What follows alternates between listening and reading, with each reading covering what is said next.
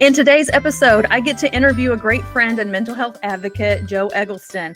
Joe is open about helping other people through mental health challenges because he knows how hard it is to fight them alone. There's a trigger warning for this episode. We will be discussing actual attempts of suicide, which do mention means of suicide. So if you find that triggering, don't feel bad for skipping this one. Welcome to the Suicide Prevention Lady podcast, where we make intervention easy. I'm your host, Dr. Ricky Turner, and I am a suicide intervention expert. Please note, I am the thinky kind of doctor and not a medical professional, so please do not take anything in this podcast as medical advice. Welcome to the podcast, Joe. Good to see you, Ricky. Good to see you as well. Thank you so much for having this conversation with me. Joe and I go way back. We met at a conference for college auxiliary professionals. I was taking a course to get certified in CASP, which stands for what? Certified Auxiliary Services Professional. Got it. Okay. See, I remember the acronym, but I couldn't remember exactly the words.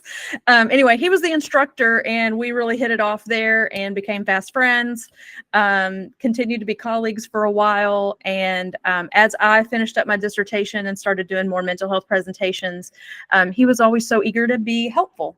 And we had an opportunity to have a conversation a few weeks ago, and it was like, dang, this is a beautiful podcast episode. So I don't want to spoil it. So first, just what would you like the audience to know about you before we get into the nuts and bolts? Sure. So I'm a couple of things. I'm a father. I'm a husband. I'm a worker and team member. And I'm also somebody who lives with bipolar. Okay. All right. And I know a lot of people may not understand exactly what bipolar is. And I know for sure I see people getting it confused with borderline personality because the acronyms are very similar and stuff, and people get confused. So can you describe what it's like living with bipolar? It's interesting. Yeah, I could definitely describe it. So I was diagnosed with bipolar 2 about 10 years ago, and later diagnosed as bipolar 1. And the difference between the two, it's subtle. I'll talk about it. But bipolar is really defined by episodes of depression and then episodes of mania or hypomania. And let me give you, I think we all have a pretty decent understanding of depression. With that, can sometimes come with suicidal ideation. We'll talk a little bit about that more shortly. But mania is more the interesting one sometimes for people to kind of grasp. And mania, at its highest, could land you potentially in a hospital facility. I should say I've had two outpatient hospital experiences during my journey with bipolar. But to talk about mania is really, you feel top of the world. Nothing can get you down. You can do anything, and you can do 12 things at once, and you have all the creativity and all the energy in the world. And that sounds wonderful, and it feels wonderful sometimes, but it's kind of like Icarus in the sun. You can fly too high. Yeah. And it comes with the burnout and the crash, and you can get yourself into some trouble, some financial trouble, because again, you don't feel like you'll have any consequences. And so that's the other part of bipolar. So you've got the depressive side and the manic side. Yeah. Okay. So, and in your own words, what you feel like sharing, but how has that diagnosis changed your life? Oh, wow. It has drastically altered my life. It,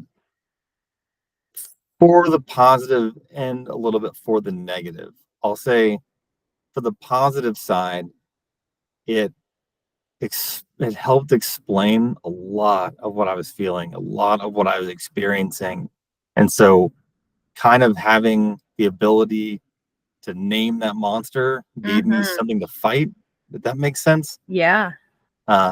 So getting a handle on, okay, wow, this is this is something that's happening in my brain. This is something unique about me that I need to do the work on to get a handle on this, helped a lot. It was a shocking diagnosis, but also a bit of a relief again to be able to name that monster so I can begin the fight. The negative side is a social side. That's probably the biggest one. Hmm. It comes with a lot of self-isolating behavior. And so I find myself having had a large network of peers, and it seems to dwindle over time. Now, part of that's getting older, but a lot of those relationships are harder to maintain.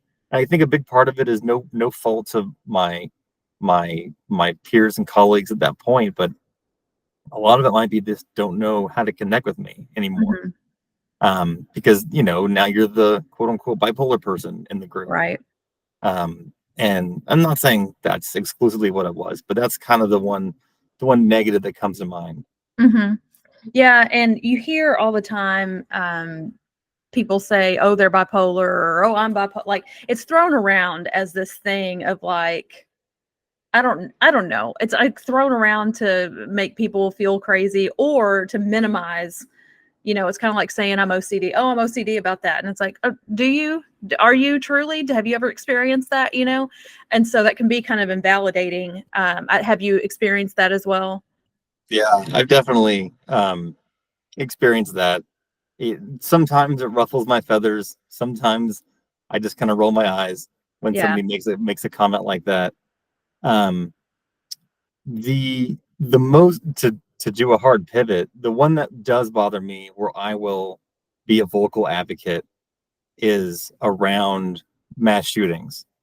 Ooh. And when people are trying to reconcile what they've seen on TV or what they've heard about or what they've read in these tragic, horrific acts, a lot of times the first thing you'll see thrown out is, well, they're mentally ill, or they're schizophrenic, or they're bipolar. Hmm. And this is from people that don't have any kind of background and understanding what that means from a clinical standpoint, or let alone from a lived experience. Again, I don't 100% fault them because they're trying to reconcile these monstrous Right. acts that none of us really Right. know how to internalize. But I will chime in. I was in a classroom once and someone was like, "Oh, like that that shooter was clearly bipolar." And I was like, like let's Yeah. unpack that a little bit. Is that Um, clear? yeah, because one, you don't know that, and two, that's kind of missing the point of trying to understand this event. At the same time, you know it's impacting that stigma that comes along with mental illness, and that comes along with bipolar. You bring up a good point. It gets thrown around, similar to OCD, similar to schizophrenic. These are Hmm. common terms that people use um, to kind of make light of a quirk in their personality. Right.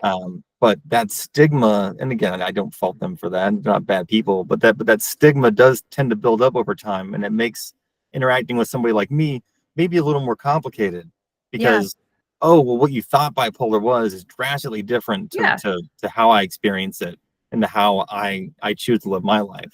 Right. And just for the audience to know, Sure. y'all don't know Joe. I know Joe. He is one of the kindest human beings on the planet, hands down. Like you talk about somebody who would give you the shirt off their back. I fully believe if I said, Joe, I need your shirt, I need it. And he would mail it from California and be like, do you need it overnighted? Is that what you need? So like to put these labels on people because of a diagnosis. I don't see that with any other type of illness other than some sort of mental illness. And I just like I can't wrap my mind around the way people respond. Like mental illness is something that you need to handle that. You need to fix that on your own. You don't like that's a you problem and you need to fix it. But if you had a broken leg, people would be open the doors for you. If you were in a wheelchair, they'd be, there's all kinds of different things. If you passed out from a diabetic episode of some sort, people would be rushing to you trying to help. But all of a sudden we have, why is the brain the only thing that can't be sick? I don't. It's such an interesting comparison that you bring up, especially with those more traditional um, conditions. So if you are in a wheelchair, like you said, there's people that will hold the door open for you, or there's automatic door openers to allow you to better facilitate that entry or exit.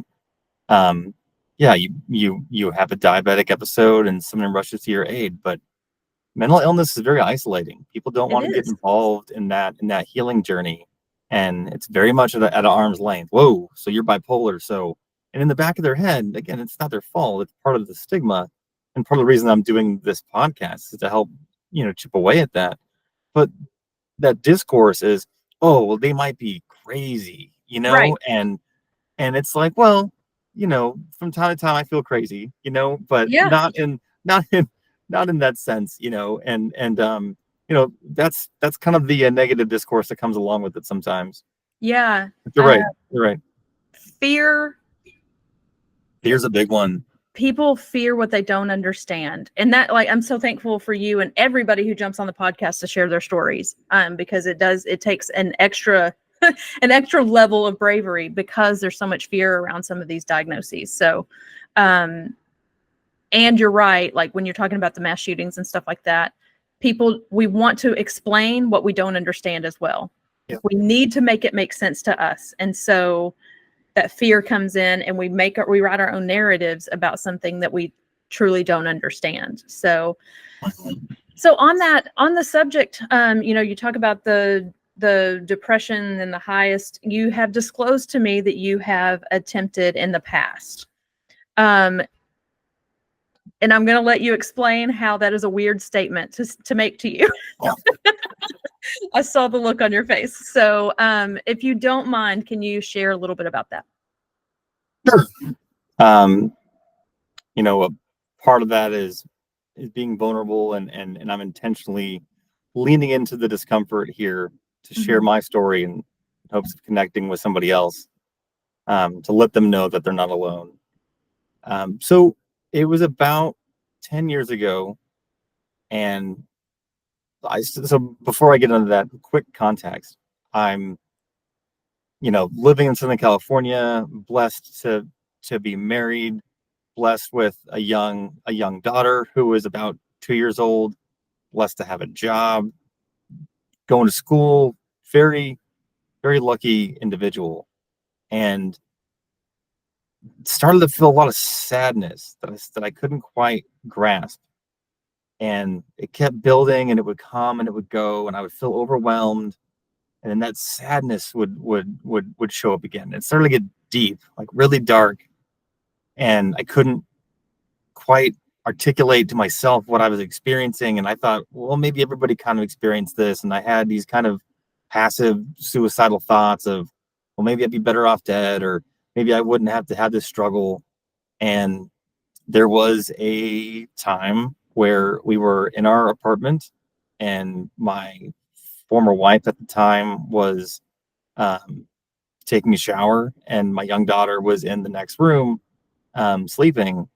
And I was just overcome by this depression and this dark, dark sadness that I put myself in a situation with a firearm that, while it wasn't an attempt like what Ricky said, um, I would call it a suicidal situation.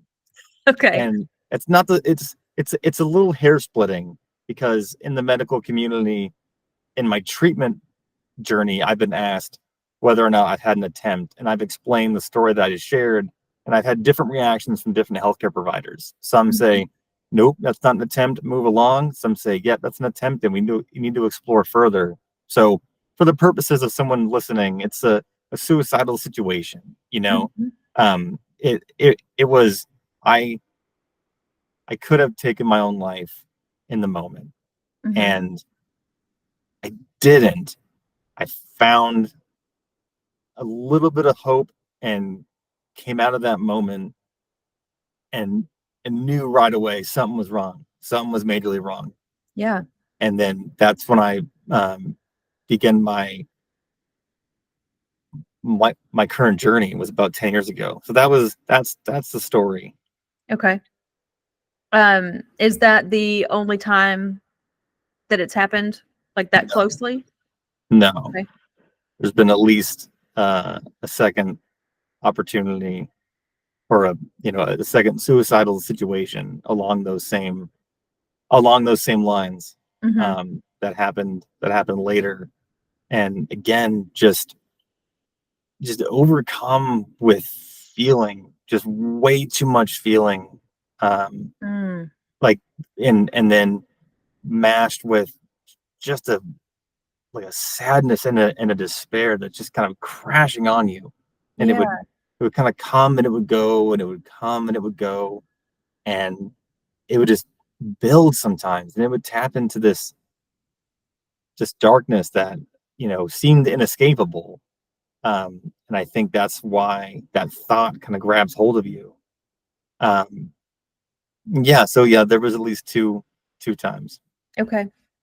Thank you again so much for sharing your story. Because your story is so similar to what a lot of people experience, but they feel alone. They don't Yep. know that other people, especially like successful people with a family and all these things, like Yep. it's like I'm gonna assume, I'm gonna make it a bold assumption here, and feel free to tell me I'm wrong, because I know I'm not wrong for most situations here, but it could be an anomaly with yours.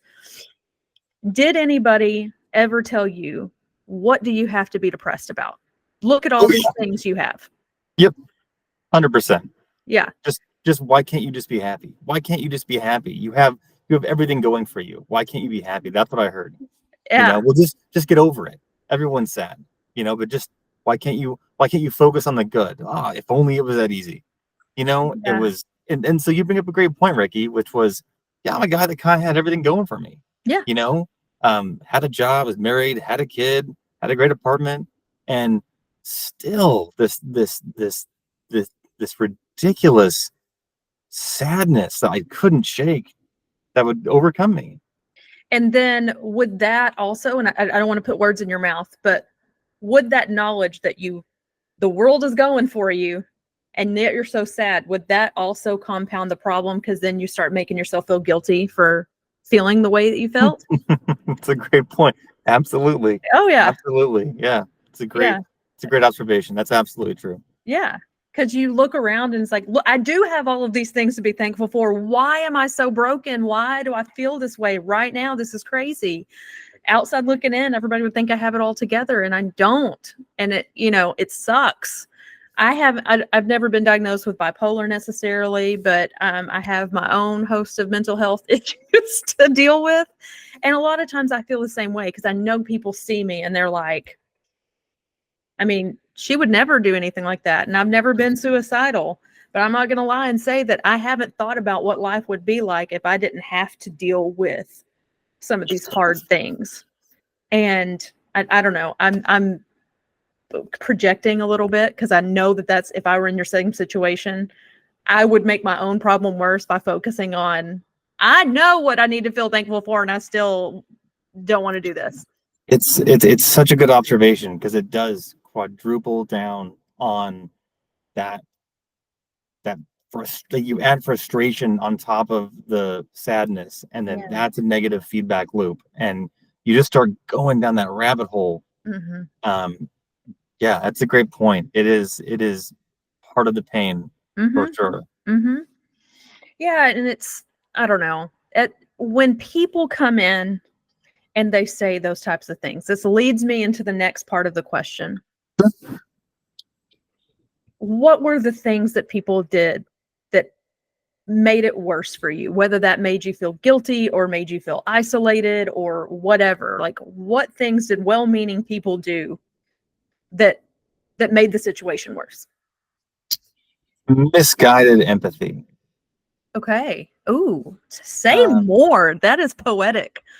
so people people understood that I went to the hospital shortly after. So I experienced the situation that I first mentioned 10 years ago, called the back of my insurance card to talk to the 24-hour nurse, and got into a treatment in short order. Spent 3 weeks in what's called a partial hospitalization program, or a PHP, Mm-hmm. and that was where I got my diagnosis.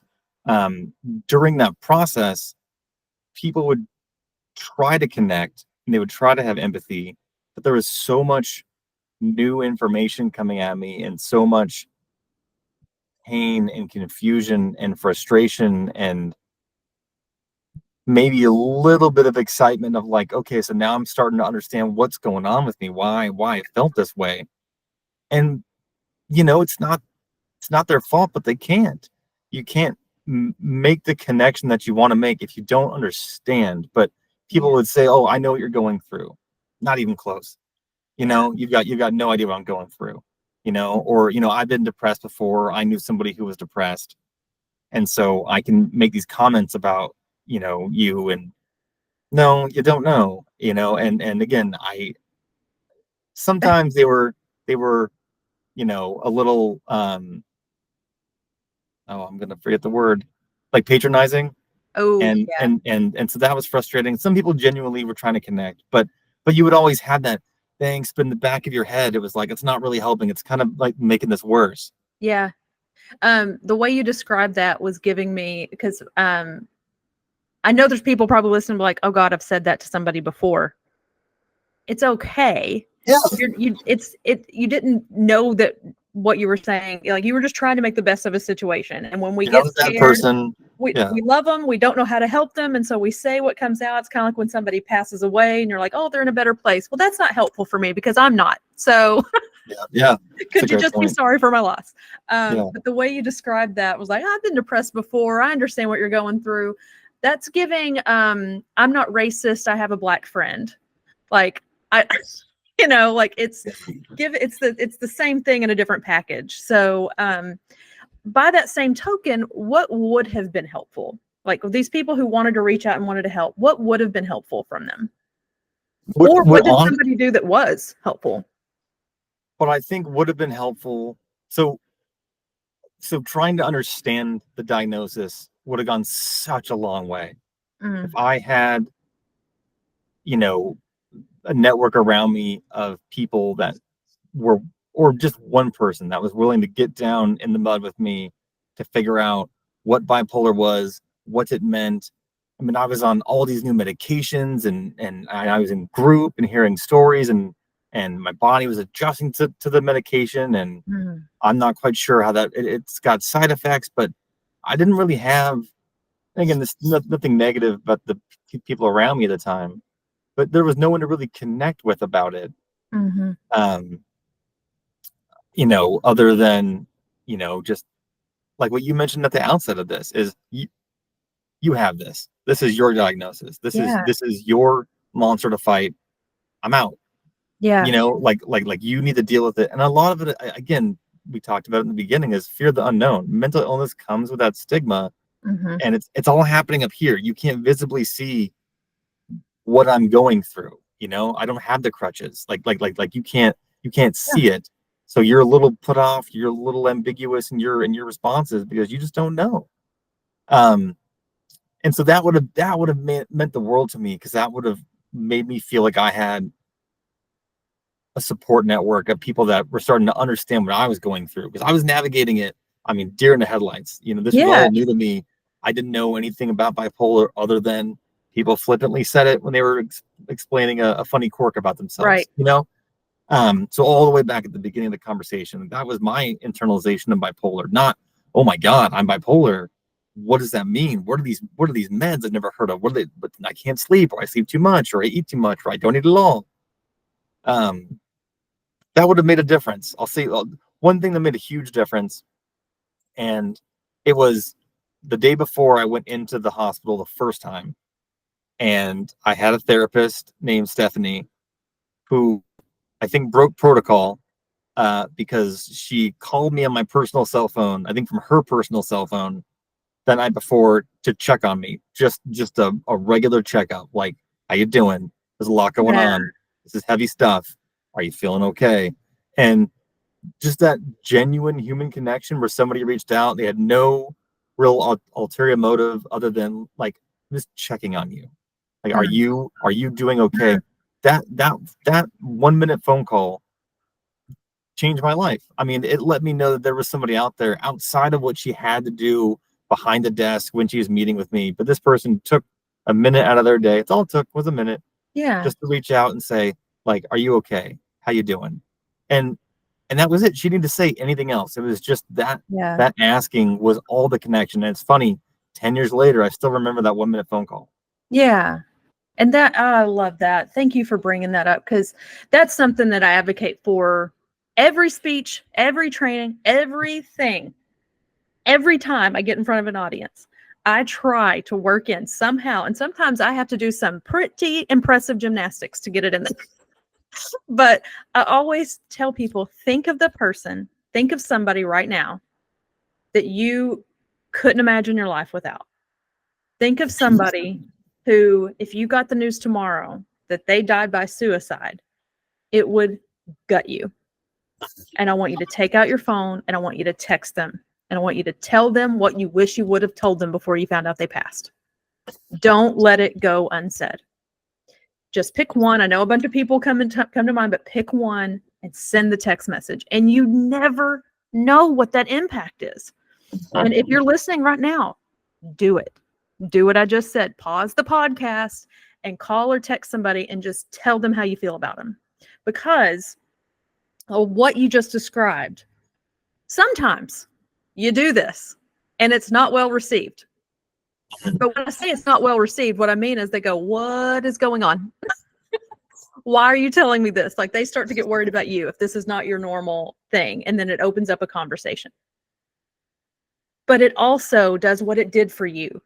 They called just to check in on you, just to say, hey, I care about you as a person, want to know how you're doing. And that it makes you feel seen. It makes you feel heard. It makes you feel valued. I've done this with people in different ways. And a couple of times now I've done that. Somebody just popped in my head. I messaged them, hey, how are you doing? What's going on? Whatever.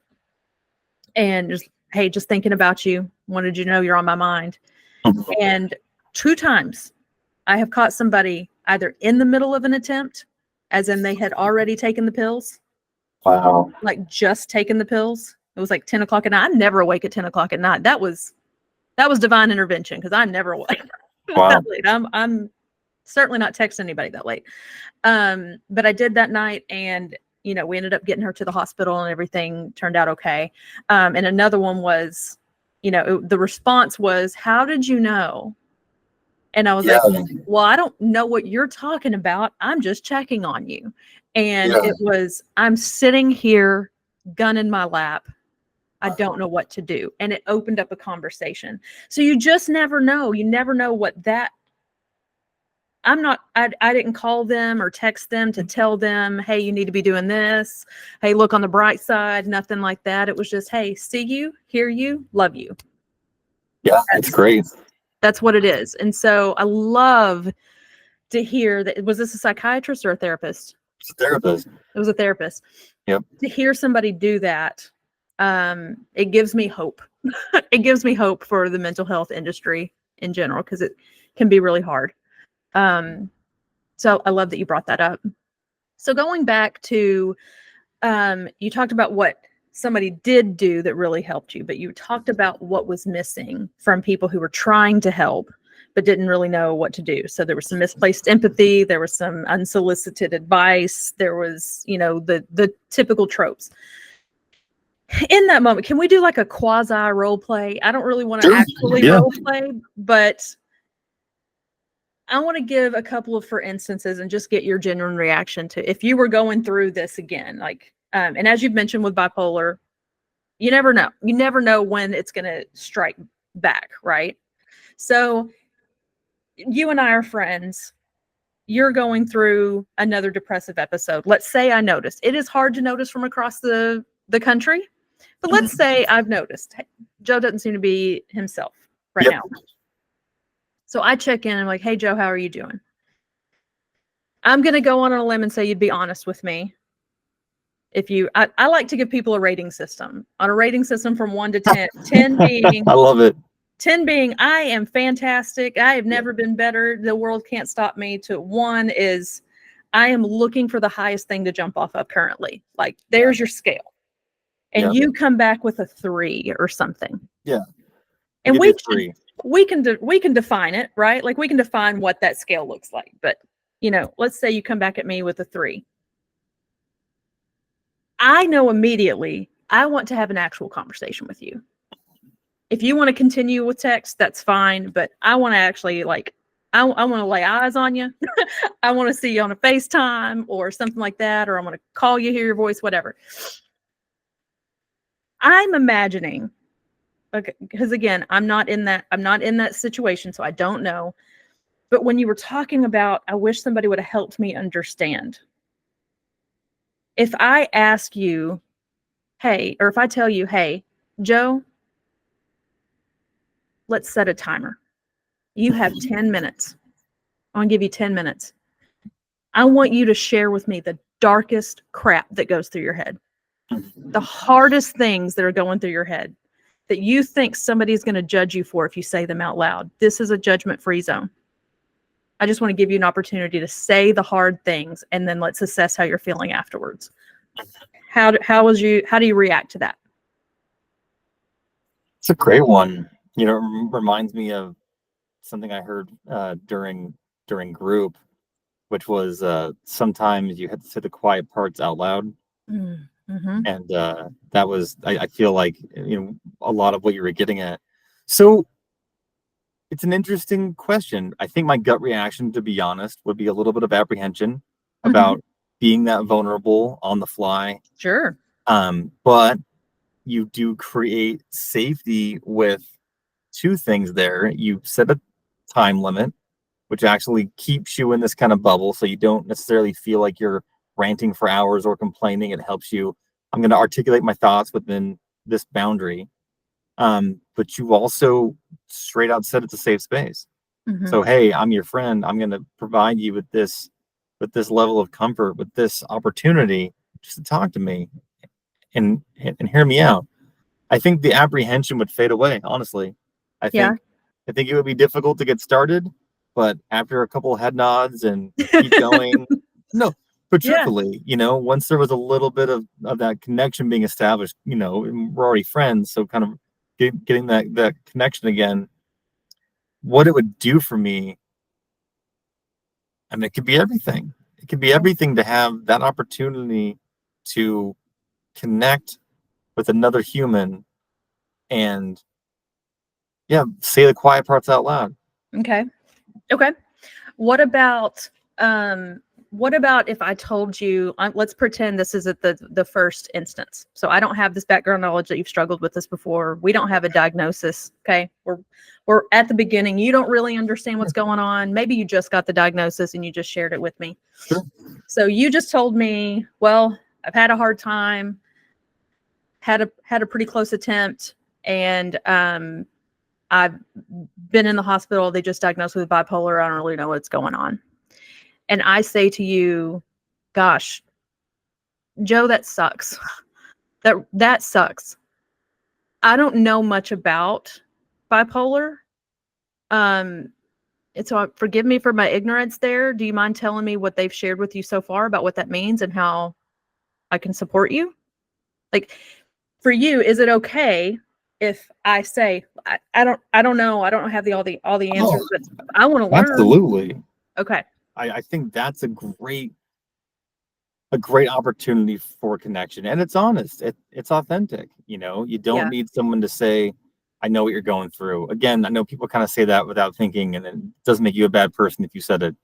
But to also say, I don't know what you're going through is sometimes more meaningful, and it seems counterintuitive, but that allows that next sentence, which is the critical one of, well, can you help me understand? Yeah. And boom, the whole thing changes right there. Because a minute ago you felt so tight, so insulated, so isolated, so alone, and now you got someone sitting down next to you, and they're like, "Hey, like I don't know what's going on with you, but you know I'd be willing to learn, and I'd be willing to hear." And again, that's a complete game changer to someone that is struggling with their own understanding of what they're experiencing, you always feel better having support. Yeah. So that's such a great interaction. Yeah. Okay. So you saying that reminds me of a workshop that I did before. It was at, I'll call them out because they're wonderful, just wonderful program. I was at Texas A&M University working with the Corps of Cadets, and I was giving them a suicide intervention training. It is so intense. We'll do like 3 or 4 hour-and-a-half sessions a day trying to get through all of their stuff. It is heavy. But we have a lot of fun and everything. And while I was teaching them my EASE framework of expressing care, asking them a direct question, are you feeling suicidal? Are you threatening to hurt yourself? Showing up for people, and then entrusting somebody else. Those are the 4 things. Any suicidal situation, you can pick one of those. Like, there's no obstacle that you can't pick one of those. And we were going through some role playing, and I've always said, when you ask somebody, are you thinking about suicide? Number one, that's a great tactic. People are afraid to give them the idea or anything, and that's could be further from the truth. But when they come back and they say, do you promise not to tell anyone? What do you say? And so I always advocate, do not lie, be truthful. And you cannot make that promise, because if they are an immediate harm to themselves or danger to themselves, you've got to get them safety somehow. Absolutely. And so I would rather tell somebody, no, I cannot make that promise because I love you and I want to keep you safe, than for me to tell you that and then have to break your trust, because the biggest predictor for a suicide attempt is a previous suicide attempt. That's the strongest correlation, right? And so if you break that trust, are they going to come to you? So that's a lot of backstory to get to this point. I had a student one time. I said, okay, so they said that. They said, do you promise not to tell anybody? What's your response? And I had a kid raise his hand, and he said, I would tell them, no, I can't make that promise. But I can promise you that I love you and I care about you and I want you safe. And I can promise that I'm going to walk this road with you because you mean that much to me. You having this feeling does not change how I love you and how I value you as a person. And I just about, like, I get chills thinking about it. I was just like, I have never met anyone so stinking articulate, and I'm mad that I didn't come up with that answer myself. So that's great. That's so impactful. That's huge. I teared up just saying it out loud, and I'm not even the one. So I really like that focus that you were talking about. Is like, I don't need somebody to fix this for me. I don't need somebody to tell me all the advice or the platitudes or anything. I just need company. I need to know that you still love me for me, and you're not going to abandon me because of this, and that I've got somebody to lean on when things get hard. So that's the abandonment and that fear compounds the anxiety and the confusion that you're already having, because you're grasping at straws trying to understand what's going on with you, and you slowly see this social network kind of slipping away, and so that gives a little bit of panic is probably too big of a word, but anxiety towards, well, how do you behave differently? Well, I'm diagnosed like this, but can I behave like something else? But is that part of my medicine? Is that part of me? Is that part of my healing journey? And it just becomes a mess. But to have somebody say, yeah, like what you brought up, I don't need you to understand, but I just need company. Company can be everything. Yeah. All right. So we've talked through the diagnosis, your story, what happened, what made it worse, what made it better. What is for anybody listening, which we have across, like, the listeners are both people who struggle with mental illness themselves, and also people who I just don't want to get it wrong. Like, I know somebody, or I think I know somebody, or I may in the future, and I just don't want to do it wrong. So what's your message to the audience? What do you want them to take from this conversation? Oh, it's such a big, I know, yeah, you couldn't possibly go to everything, but yeah, it's such a big question to ask. I'd say compassion towards mental illness is something that's just not prevalent in society the way that it can be. Mm-hmm. And with that compassion, it doesn't necessarily mean understanding. You based on what we talked about in this session, it's not necessarily, well, I have all the answers or I know what you're going through. It's like compassion. It's like keeping somebody company. It's that, well, it's not you solely. It's not an arm's length. Like you're handling this isolated. You're on your own journey, lone wolf. You figure it out, and I'll kind of be over here on the side. It's no, like this is it's an illness. It's just happening up here. Mm-hmm. So how would you treat someone else that had an illness that was physical, that Right. that you can see? And sometimes asking people that question makes a light bulb go off, and they're like, Mm-hmm. oh wow, yeah, I wouldn't isolate somebody Yeah. who had some kind of physical disability. Right. I'd be of assistance. Or I wouldn't look at it as something that was fearful. But the compassion goes a long way. That's the first thing that comes to my mind. And Okay. compassion costs you nothing. It's just seeing that person as a human, and just trying to make a connection. It can be very small, but Mm-hmm. sometimes it makes all the difference in mental illness, because a lot of that journey is lonely. It's a Yeah. lonely journey. It is. It is for sure. Well, thank you so much. My pleasure. Thank you for having me. I'm so glad that you agreed to do this. I was so nervous that you were going to say no, which is okay. There's lots of people out there who have told me no.